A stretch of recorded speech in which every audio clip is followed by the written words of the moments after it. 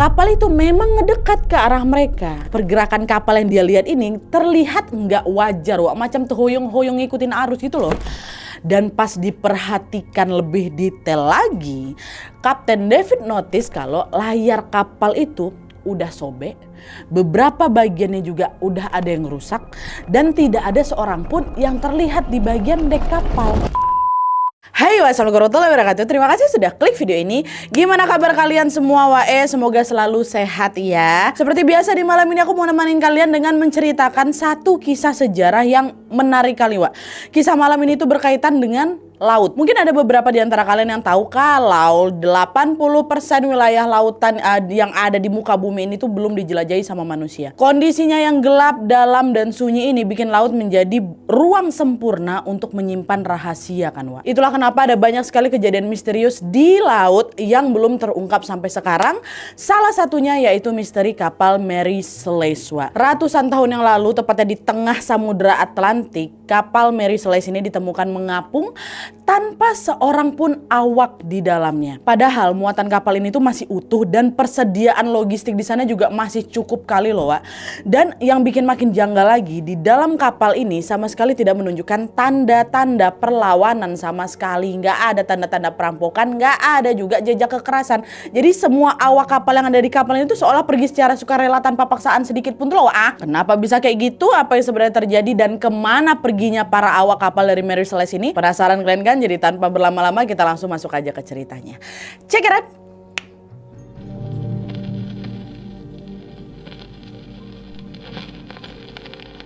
Oke, seperti biasa sebelum aku bercerita lebih jauh lagi tentang misteri kapal Mary Celeste ini, pertama-tama aku mau jelasin dulu soal profil kapalnya atau latar belakang dari si kapal ini. Jadi, Wak, kalau ditarik jauh ke belakang, sejarah kapal Celeste ini dimulai pada tahun 1860 oleh seorang pengusaha kapal asal Kanada yang bernama Joshua DeWitt. Pada masa itu Joshua ini pindah ke Spencer Island, Kanada untuk membangun galangan kapal yang baru. Jadi galangan kapal ini tuh tempat produksi atau tempat perakitan kapal gitu. Nah, sebelumnya si Joshua ini udah punya galangan kapal, Wak, di wilayah Nova Scotia, tapi dia milih pindah ke Spencer Island ini karena di sana masih banyak sekali pohon berkayu sebagai bahan dasar untuk pembuatan kapal gitu ya. Nah, pada musim gugur tahun 1860, Wak, Joshua sama timnya ini mulailah memproduksi kapal di sana. Ini tuh adalah kapal pertama yang mereka produksi di Spencer Island, Wak, ya, kapal yang pertama ini. Dan rencananya ini juga akan menjadi kapal paling besar serta kapal paling kuat yang pernah dibuat sama si Joshua. Nah, waktu itu semua proses masih manual, Wak. Balok-balok kayu dipotong pakai kapak, digergaji pakai tangan. Terus badan kapalnya juga masih dirakit satu persatu tuh. Nah, proses pembuatan kapal ini selesai setahun kemudian, tepatnya di musim semi tahun 1861. Sesuai rencana, kapal ini betulan menjadi salah satu kapal yang terbesar pada masa itu, Wak. Ukuran panjangnya itu mencapai 99 kaki atau 30 meteran. Terus lebarnya 25,5 kaki atau sekitar 8 meteran. Dan beratnya 198 ton. Nah, kapal pertama ini dikasih nama kapal Amazon yang nantinya akan berubah menjadi nama Mary Celeste. Pertama dikasih nama Amazon, Wak. Nah, setelah kapal ini selesai dibuat, kapal ini pun kemudian dijual lah kepada investor atau ke pemilik baru. Nah, setelah dibeli, kapal Amazon ini langsung difungsikan sebagai kapal dagang, Wak. Tapi sebelum mulai berlayar, kapal ini tentu harus didaftarkan dulu lah ke pelabuhan kan. Macam kapalnya dibikin KTP dulu, Wak. Di KTP itu kan tercatat nih alamat asal kita di mana gitu kan. Nah, kapal ini juga kayak gitu. Mau kemanapun dia berlayar, dia tetap punya alamat asal yang tercatat resmi secara hukum. Nah, kapal Amazon sendiri, Wak, pertama kali didaftarkan beralamat di pelabuhan Passboro, Nova Scotia, Kanada. Dan nih udah didaftarin alamatnya, dikasih namanya apa segala macam. Setelah urusan administrasi selesai, kapal Amazon akhirnya diperbolehkan untuk berlayar. Nah, pas kapal ini pertama kali diluncurkan ke laut, Wak, prosesnya juga berjalan dengan lancar. Tapi pas kapal mulai berlayar jauh nih, hal-hal ganjil mulai terjadi. Nah, jadi, Wak, di tahun 1861 ini, kapal Amazon ini pertama kali berlayar dengan dinakodai seorang kapten yang bernama Robert McClellan.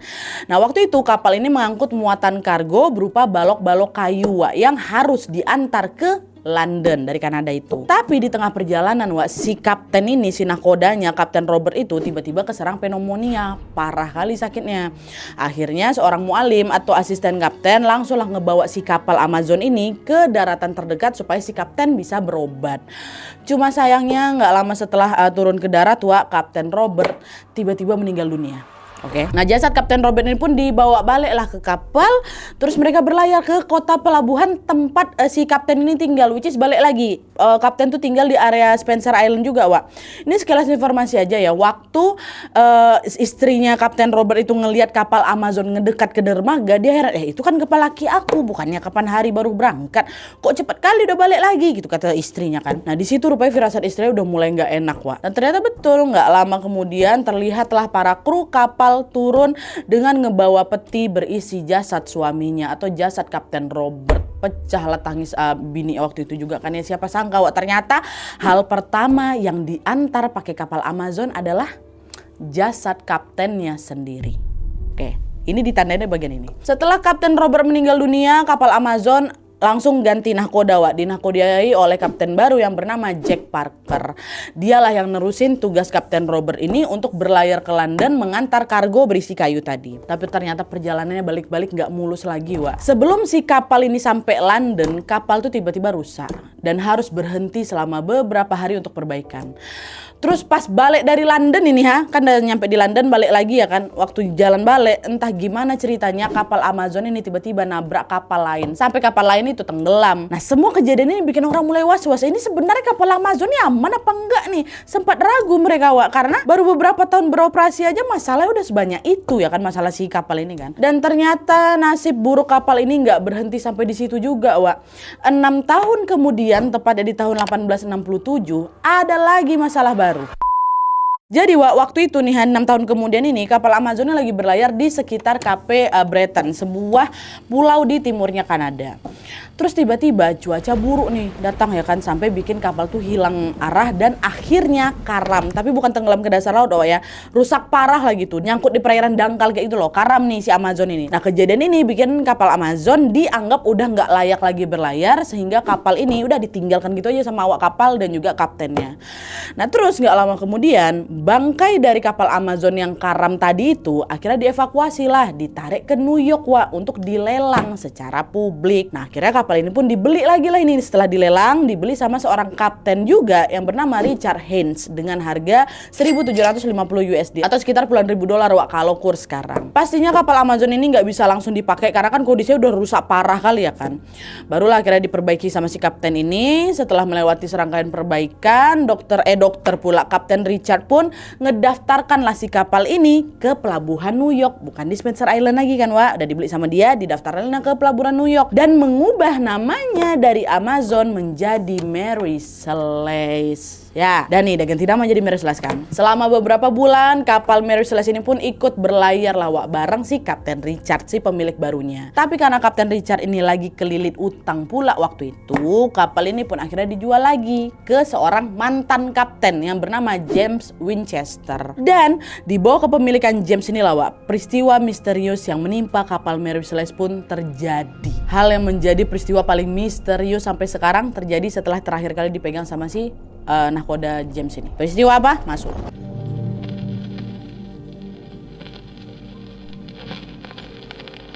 Nah, tidak lama setelah kapal Mary Celeste ini dibeli sama si James tadi, Wak, James notice kalau ada banyak sekali bagian kapal yang lapuk dan harus direnov total.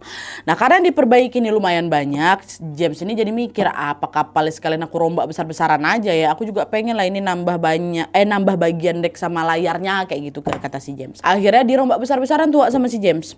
Setelah proses perbaikan selesai, kapal Mary Celeste ini pun macam terlahir kembali gitu, Wak. Jadi makin cantik, makin kokoh dan juga makin modern. Nah, bahkan beratnya juga yang semula kan 198 ton tuh, nambah lagi jadi 282 ton, hampir 100 ton ditambah sama dia.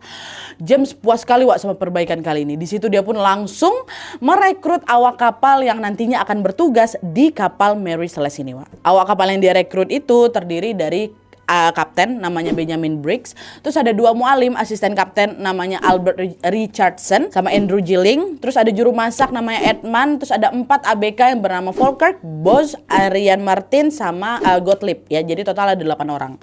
Nah, pada bulan November tahun 1872, kapal Mary Celeste ini pun dijadwalkanlah berangkat dari mana tadi? Pelabuhan New York menuju ke Genoa, Italia. Dan ini adalah pelayaran pertamanya Mary Celeste dengan James. Pelayaran pertamanya mereka. Waktu itu mereka ditugaskan untuk ngantar kargo yang berisi alkohol mentah. Oke. Semua alkohol ini dimasukkanlah ke dalam tong-tong berbahan dasar kayu dan ditaruh dengan rapi di dalam ruang palka, ruang tertutup semacam gudang penyimpanan gitu yang berada di bawah dek kapal ya, ditaruh di palka. Ini sedikit informasi aja, alkohol mentah ini sebenarnya menjadi salah satu kargo yang paling beresiko untuk diangkut pakai kapal. Kenapa? Karena alkohol ini kan gampang menguap kan, dan uapnya itu juga bikin gampang terbakar. Kalau ruang palka di bawah itu nggak punya ventilasi yang cukup, uap kapal ini bisa ngumpul jadi satu di situ. Dan kok sempat aja sedikit aja kena percikan api, itu uap alkohol bisa langsung bikin kapal tuh meledak. Makanya membawa alkohol ini harus ekstra hati-hati biar nggak tumpah ataupun bocor. Apalagi dibawa di kapal pula ya kan. Nah, udah tuh itu yang dibawa sama mereka. Di pelayaran pertama yang beresiko ini, si Kapten Benjamin malah ngajak istri sama ngajak anak perempuannya pula. Istri namanya Sarah, terus anaknya bernama si Sophia. Sophia masih umur 2 tahun waktu itu, dibawa sama dia. Sebenarnya Kapten Benjamin juga punya satu anak lagi namanya Arthur, umurnya 8 tahun, kakaknya si Sophia ya kan. Tapi Arthur sekolah pula, makanya nggak bisa ikut pelayaran ini. Jadi selama ditinggal Arthur dititip ke nenek ya. Dan dibawa 2 orang ini lagi Jadi total yang ikut berlayar 10 orang ya. Kapten Benjamin, istrinya Sarah, anaknya si Sophia dan 7 awak kapal lainnya. Udah 10. Setelah semua persiapan itu siap, pada tanggal 7 November 1872, mereka bersepuluh ini pun berangkatlah dari pelabuhan New York ke Genoa, Italia. Dan di perjalanan inilah peristiwa itu terjadi. Jadi beberapa hari setelah berangkat dari pelabuhan New York itu cuaca buruk tiba-tiba datang. Nah, hal ini yang mengharuskan Kapten Benjamin menepi sebentar tuh di pantai Staten Island. Di sana mereka bermalam juga selama 2 hari sampai nunggu si cuaca ini cerah Habis itu mereka lanjut lagi berlayar, ngelewatin Samudra Atlantik menuju ke kota Genoa tadi. Nah, di saat yang sama pada tanggal 15 Novembernya ada sebuah kapal yang bernama Dei Gratia. Mau berangkat juga dari New York juga menuju ke Italia juga. Tapi mereka bawa kargo berupa minyak bumi. Nah, kapal ini dinakodai oleh kapten yang namanya David Morehouse.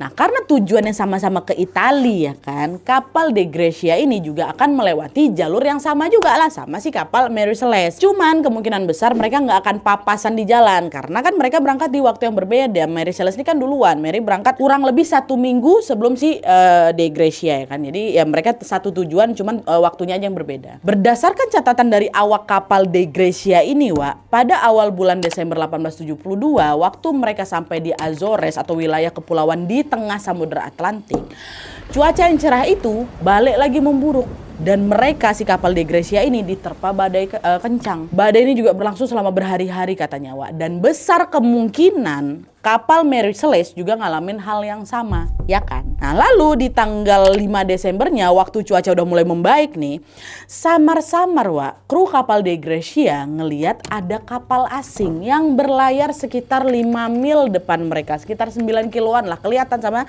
kapal Dei Gratia ini. Akhirnya si awak kasih tahu lah sama si Kapten David ya kan yang bawa si Dei Gratia.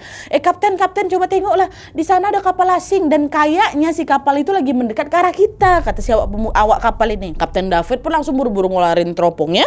Dia ngecek lah kapal asing yang dimaksud sama si awak ini. Dan ternyata betul kapal itu memang ngedekat ke arah mereka. Cuman anehnya pergerakan kapal yang dia lihat ini terlihat nggak wajar macam terhoyong-hoyong ngikutin arus gitu loh. Dan pas diperhatikan lebih detail lagi, Kapten David notice kalau layar kapal itu udah sobek.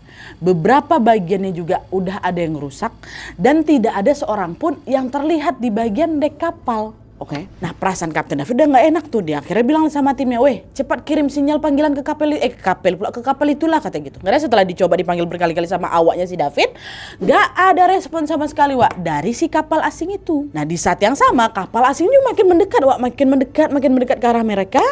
Dan pas Kapten David ini memperhatikan lagi pakai si teropong itu, barulah si David ini sadar, itu kapal Mary Celeste tuh. Apa mereka masih di sini? Harusnya kan mereka udah nyampe di Itali, kata si David. Kapten David memang familiar, Wak, sama kapal Mary Celeste ini. Bahkan ada juga rumor yang bilang kalau sebenarnya Kapten David itu berteman baik loh sama Kapten Benjamin, kaptennya si Mary Celeste ini. Akhirnya di situ Kapten David pun bilang lah ke timnya, "Woi, udah cepat ambil skoci, cek langsung keadaan di sana. Siapa tahu mereka lagi dalam bahaya," kata si David. Dah tuh singkatnya 3 awak kapal dari Dei Gracia pun berlayarlah menghampiri Mary Celeste yang ada di depannya dengan naik skoci. Salah satu dari mereka tetap stay di skoci, sementara 2 lainnya naik tua ke kapal Mary Celeste. Dan di sanalah mereka melihat pemandangan yang janggal sekaligus juga agak mengerikan, Wak. Dimana hal pertama yang mereka langsung lihat adalah layar dari kapal Mary Celeste ini terlihat compang-camping. Terus waktu mereka cek lebih dalam lagi, ternyata pagar pembatas dek kapal itu, Wak, ada yang hilang. Terus ruangan palka di bawah kapal itu juga sudah terendam air 1 meter. Semua kamar tidur di sana basah kuyup dan kapal itu kosong melompong tanpa ada seorang pun di dalamnya, Wak. Semua awak kapal termasuk berarti siapa tadi istri anaknya si Kapten Benjamin itu menghilang entah kemana. Kapal Mary Celeste ini, Wak, seolah-olah ditinggalin kayak gitu aja. Cuman anehnya kondisi kapal ini terbilang juga cukup baik, Wak. Walaupun memang tadi layarnya sobek-sobek, ada pagar yang patah kayak gitu kan.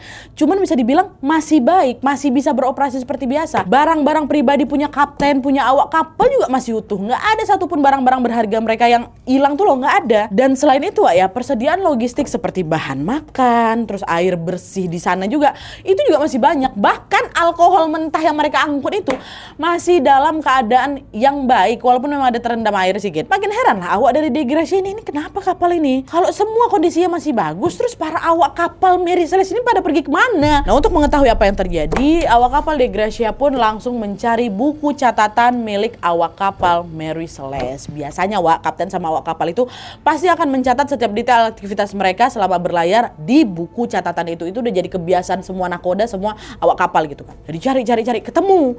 Nah, pas buku jadi ditemukan, terlihat bahwa catatan terakhir dituliskan tanggal 25 November atau 10 hari sebelum kapal Dei Gracia ini nemuin kapal Mary Celeste. Oke. Nah, di situ tertulis, ya, tulisan biasa aja, Wak, posisi terakhir kapal mereka yang saat itu berada di dekat Pulau Santa Maria, Kepulauan Azores. Itu aja catatan terakhir, nggak ada yang aneh-aneh. Dah, setelah ngumpulin semua info itu, awak kapal dari Dei Gracia ini pun langsung ngelapor ke Kapten David.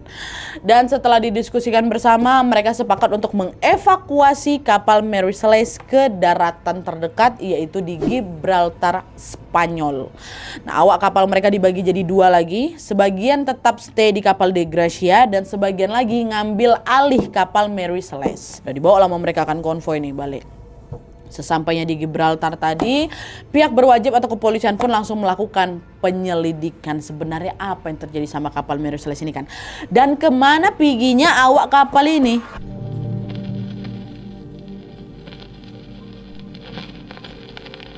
Nah, tidak lama setelah mereka berdua ini kapal ini mendarat di Gibraltar, Wak, pihak berwajib langsung menyita kapal Mary Celeste untuk kepentingan penyelidikan. Selain itu mereka juga menginterogasi satu persatu dari awak kapal Dei Gracia, Wak, ditanya-tanyain semuanya. Tapi setelah dilakukan penyelidikan secara menyeluruh, yang ada mereka malah makin bingung, Wak. Kenapa? Karena di dalam kapal Mary Celeste itu mereka tidak menemukan satupun tanda-tanda perlawanan, yang berarti semua awak kapal yang dari Mary Celeste ini kemungkinan pergi secara sukarela tanpa paksaan sama sekali. Dan pertanyaannya sekarang, apa yang bikin mereka sampai ninggalin kapal ini, Bapak? Kenapa? Apapun alasannya, orang-orang berharap pada saat itu semoga para awak kapal Mary Celeste ini selamat, ya kan. Bisa aja mereka sempat menyelamatin diri dengan naik skoci, terus mereka lagi terdampar di suatu tempat kayak itu kan bisa jadi. Mereka inilah orang-orang atau awak-awak kapal termasuk istrinya si Benjamin itu yang menjadi satu-satunya saksi yang tahu pasti tentang kejadian misterius ini kan, Wak. Dicari lagi sama mereka, dicari. Setelah ditunggu lama, lama awak kapal Mary Celeste juga nggak pernah muncul, Wak. Tidak ada laporan soal keberadaan mereka, dan mereka juga nggak pernah ditemukan berlabuh di daratan manapun. Kalau memang mereka melarikan diri pakai skoci ya. Itu artinya apa? Besar kemungkinan mereka semua sudah tenggelam di Samudra Atlantik. Mereka hilang dengan membawa jawaban tentang misteri kapal Mary Celeste ini, Wak. Nggak ada satupun yang dapat. Tapi meskipun semua saksi ini udah hilang dan bukti-bukti juga sangat minim, Wak, pihak berwajib terus berusaha melakukan penyelidikan. Cuman sayang tetap buntu juga. Alhasil yang mereka punya cuman sebatas teori-teori. Ada yang bilang itu para awak kapal ini sengaja dihilangkan nyawanya demi dapat uang asuransi katanya. Ada juga yang bilang kalau mereka diserang bajak laut. Ada juga loh, Wak, yang nuduh awak kapal dari Dea Graciani yang terlibat dalam kejadian ini. Ada juga yang menduga kapal itu rusak gegara gempa bawah laut. Bahkan ada juga yang menduga kalau kapal Mary Celeste ini kapal berhantu. Semua teori itu nggak pernah betul-betul terbukti memang, Wak. Satu-satunya teori yang dirasa cukup masuk akal adalah yang akan aku ceritakan ini. Kurang lebih kronologi kayak ini, Wak. Kapal Mary Celeste ini kan berlayar dengan ngebawa kargo berisi alkohol mentah ya kan. Nah, selama beberapa hari sejak mereka itu sudah mulai berlayar, alkohol ini masih dalam kondisi baik. Terbukti juga dengan hasil penyelidikan, ya toh. Tapi ada teori yang bilang kayak gini, ketika kapal ini menghadapi cuaca buruk dan badai kencang, tekanan udara otomatis kan turun drastis ya kan. Nah, tekanan yang turun ini bikin tong-tong kayu tempat alkohol ini disimpan bisa jadi sedikit renggang, Wak. Akibatnya bukan cairannya yang bocor, tapi uap dari alkohol ya keluar terus memenuhi ruang kargo. Ngerti? Kalau bingung ginilah sederhananya, Wak. Bayangin kalian tuh punya botol parfum. Kalau tutup botolnya rapat, parfumnya kan gak akan kemana-mana ya kan. Tapi kalau tutup botolnya kebuka dikit atau renggang, wangi dari si parfum ini kan bakal kecium walaupun si parfumnya nggak tumpah sama sekali kan? Iya kan? Nah, kenapa bisa kayak gitu? Iya karena parfumnya menguap, Wak. Nah, tong-tong kayu berisi alkohol di dalam kapal Mary Celeste ini diibaratkan ya macam botol parfum itu. Terus udara di sekitar kapal diibaratkan macam tutup botolnya. Jadi pas cuaca lagi cerah-cerahnya, udara akan menekan tong-tong kayu itu. Berarti tutup botolnya itu terkunci rapat. Tapi waktu cuaca lagi badai, udara hangat ini akan naik ke langit sehingga tekanannya itu menurun. Itu berarti tutup botolnya itu jadi renggang. Alhasil karena tutup botolnya kebuka, alkohol di dalamnya bisa dengan gampang menguap keluar. Ngerti sampai sini ya? Nah, uap alkohol ini kan nggak kelihatan bentuknya, Wak. Jadi kemungkinan para awak kapal juga nggak ngeh nih kalau alkoholnya menguap. Kemungkinan mereka baru sadar setelah mereka dengar suara gemuruh dari dalam ruang palka. Nah, di situ mungkin mereka panik karena uap yang udah numpuk ini bisa aja gampang meledak karena kena percikan api ya kan. Jadi sebelum hal buruk itu terjadi, mereka harus lebih dulu ngebuka ruang palka dan mengeluarkan uapnya ke udara. Oke. Awak kapal ini, Wak, biasanya kan ngebuka ruang palka itu waktu cuaca lagi cerah. Harus waktu cuaca lagi cerah, Wak. Makanya mereka harus nunggu juga sampai badainya reda dulu baru dibuka. Soalnya kalau dibuka waktu badai, air laut bisa masuk, kargo itu bisa rusak, tekanan udara bisa berubah, bahkan juga berisiko memicu bahaya yang lebih besar. Gak boleh main dibuka kayak gitu, sensitif kali. Jadi mereka harus nunggu sampai badai itu betul-betul reda dulu. Tapi sayangnya badai itu baru reda setelah berhari-hari kemungkinan. Tapi waktu mereka udah mau ngebuka ruang palka setelah cuaca cerah ini, Wak, ada yang mereka khawatirkan lagi. Mereka khawatir uapnya udah numpuk terlalu banyak selama berhari-hari dan bahaya kalau sampai mereka hirup. FYI, Wak, menghirup uap alkohol dalam jumlah besar itu bisa bikin orang ngerasa pusing, mual, sakit kepala, sama pandangan mata bisa jadi kabur. Kan bahaya kalau orang ini kayak gitu. Orang dewasa aja dampaknya gini, apalagi di kapal itu ada anaknya kapten. Umurnya berapa? 2 tahun si Sophia itu kan. Gak bisa main buka kayak gitu juga aja. Akhirnya karena tidak mau mengambil resiko, kemungkinan Kapten Benjamin ini memutuskan bahwa semua orang harus ngungsi dulu atau harus pergi dulu untuk meninggalkan kapal sampai uap alkoholnya ini hilang. Itulah kenapa mereka pergi ninggalin kapal Mary Celeste menuju ke titik aman dengan naik skoci mereka itu. Proses hilangnya uap alkohol ini diperkirakan butuh waktu cuma beberapa jam aja, Wak. Nah, kita ngungsi aja dulu. Nanti kalau udah baru kita balik lagi. Dan selama mereka ngungsi ini, kemungkinan mereka cuma berdiam aja di skoci, Wak. itu. Tapi sayangnya berdasarkan catatan cuaca di Kepulauan Azores, Wak, disebutkan bahwa pada saat itu hujan deras dan angin kencang tiba-tiba datang waktu mereka lagi ngungsi nih. Kemungkinan di momen inilah, Wak, para awak kapal beserta Kapten Benjamin dan keluarganya tenggelam di laut waktu lagi ngungsi nih. Kurang lebih skenarionya kayak gitu. Tapi harus diingat, ini juga masih sebatas teori, Wak, ya. Cuman ini teori yang masih dianggap agak masuk akal. Sampai sekarang betul-betul nggak ada yang benar-benar tahu apa yang terjadi sama kapal Mary Celeste ya. Tapi skenario paling masuk akal ya itu tadi. Sekarang kita balik lagi ke masa penyelidikan.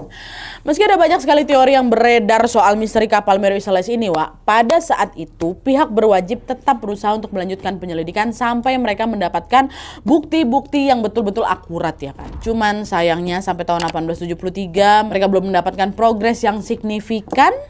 Akhirnya penyelidikan kapal Mary Celeste pun dihentikan. Terus di bulan September 1873-nya kapal Mary Celeste dibawa balik kampung, Wak, ke kampung yang terakhir yaitu di New York. Waktu itu sang pemilik kapal atau si James tadi itu, James Winchester, udah nggak mau lagi pakai kapal ini. Dijual lah sama dia kapal itu. Waktu dijual nggak selaku yang kemarin-kemarin, Wak, orang-orang yang ada takut duluan sama misteri yang belum terungkap dari kapal Mary Celeste ini setelah semua awak kapalnya hilang ya kan. Bahkan banyak juga yang terlanjur percaya kalau kapal ini sebenarnya kapal hantu. Alhasil kapal pun dijual dengan harga yang murah kali ke sebuah perusahaan yang bernama Cartwright and Harrison. Dijual lah di situ tuh. Jual murah. Perusahaan itu langsung memperbaiki kapal Mary Celeste ini untuk dipakai berlayar lagi, Wak, ya kan? Tapi misteri tentang kapal ini ternyata masih berlanjut. Dimana setelah berlayar lagi ini di tahun 1879 waktu si kapal ini ngangkut kuda-kuda ke Afrika, Wak. Secara misterius kuda-kuda itu banyak yang sakit di sepanjang perjalanan. Kuda yang berhasil diantar dengan selamat dikit aja, selebihnya banyak yang mati gara-gara sakit itu. Nggak cuma itu aja, di tahun yang sama juga, Wak, waktu kapal ini berlayar lagi ke sekitar perairan St. Helena, kapten kapal ya tiba-tiba sakit, meninggal dunia. Ada aja lagi tuh. Banyak lagi kejadian dari kapal ini. Dengan semua track record yang mengerikan ini, pemilik kapal yang terakhir pun mikir ini daripada makan korban lagi dan cuman bikin aku rugi aja, mending aku tenggelamkan aja lah kapal nih. Itu katanya mau ditenggelamkan ya, Wak. Dan betul, upaya penenggelaman ini dilakukan di tahun 1885. Caranya si kapal Mary Celeste ini ditabrakan, Wak. Ditabrakin ke tumpukan batu karang sampai kapalnya betul-betul hancur, tenggelam. Berhasil ditenggelamkan kan itu si Mary Celeste ini. Tapi hanya selang 6 bulan kemudian, 3 orang yang bertanggung jawab atas peristiwa penenggelaman kapal Mary Celeste tadi, which is si pemilik kapal, ya kan, kapten terakhirnya dan ada 1 ABK, ditemukan meninggal dunia secara mendadak. Meninggal. Dan 2 kapal yang sempat dipakai untuk menyelidiki kapal Mary Celeste, Wak, juga berakhir dengan nasib buruk, di mana kedua kapal itu tiba-tiba dikabarkan menghilang beserta seluruh awak kapal di dalamnya. Aduh, kok merinding aku ya. Sama kayak kapal Mary Celeste. Mereka nggak pernah ditemukan lagi sampai sekarang. 2 kapal itu. Menurut kalian, Wak, kenapa semua ini bisa terjadi? Apa kalian percaya kalau kapal Mary Celeste ini betulan berhantu? Atau kalian punya penjelasan yang lebih logis lagi? Komen di bawah, Wak, ya. Oke, Wak, jadi itu tadi kisah tentang misteri kapal Mary Celeste. Meski sudah berlalu selama 153 tahun, sampai sekarang kejadian misterius ini belum betul-betul terungkap, Wak. Teori yang aku ceritakan tadi memang masuk akal. Cuaca buruk dan resiko dari muatan alkohol juga bisa bikin para awak kapal ini terpaksa harus ngungsi dulu dari Mary Celeste, ya kan? Sebenarnya cukup logis kan? Tapi yang bikin aku bingung itu, Wak, kenapa ada banyak kali kejadian sial lainnya yang menyelimuti perjalanan Mary Celeste sejak awal sampai akhir. Dari kapten yang tadi tiba-tiba tiba-tiba meninggal. Terus kapal yang sering kali tiba-tiba rusak. Kuda-kuda yang mendadak sakit. Sampai itu loh, kapal penyelidik yang juga menghilang. Kebetulankah itu kok bisa? Kalau cuma kebetulan kok banyak kali kejadian janggalnya. Semua ini bikin orang-orang percaya kalau kapal Mary Celeste ini adalah kapal jahat yang terkutuk, Wak. Tapi aku sendiri juga lebih penasaran sama penjelasan logisnya sih. Jadi kalau kalian punya teori sendiri atau kalian menemukan teori-teori lain yang tidak aku masukkan di sini, boleh tambahkan di kolom komentar di bawah. Oke, jadi sekian dulu videonya. Terima kasih banyak yang sudah menonton. Kalau kalian suka video ini, klik like-nya. Jangan lupa komen di bawah untuk ide dan saran-saran untuk selanjutnya. Jangan lupa nyalain notifikasinya supaya kalian tahu kalau aku upload video baru. And as always, jangan lupa untuk klik tombol subscribe supaya kalian sama-sama tahu informasi menarik dan menegangkan dari channel aku. See you next video, Wak. Bye.